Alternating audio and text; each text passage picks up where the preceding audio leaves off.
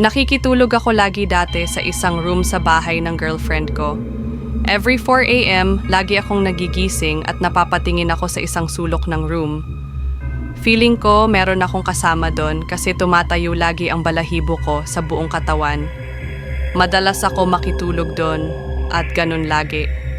Nasanay na lang ako over time. Then dumating ang Amerikanong pinsan ng girlfriend ko at doon nagstay. After a week, nagkaroon ng family gathering.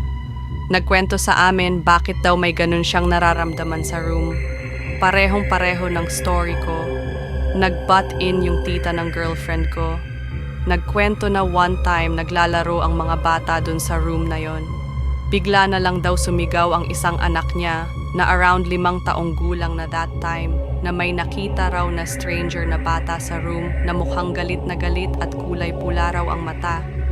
Nag-aapoy ang mata pa nga raw ang description, kaya mula nung nangyari yon, di na pumapasok sa room na yon ang anak niya.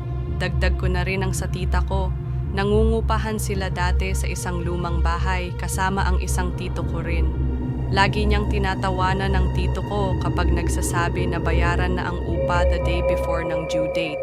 Kasi kung hindi, magpapakita na naman sa kanya ang dating may-ari. Until one time, nagising siya ng madaling araw. Half asleep, feeling daw niya may katabi siya. At yun nga, may nakatabi raw sa kanya sa higaan.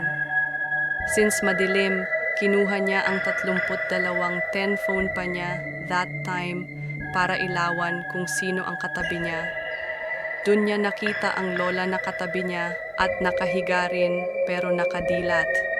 Tinry niyang katukin ang wall sa pagitan ng room nila ng tito ko, pero sobrang hinang-hina raw ang katawan niya sa nangyayari, kaya wala man lang siyang sound na nagawa.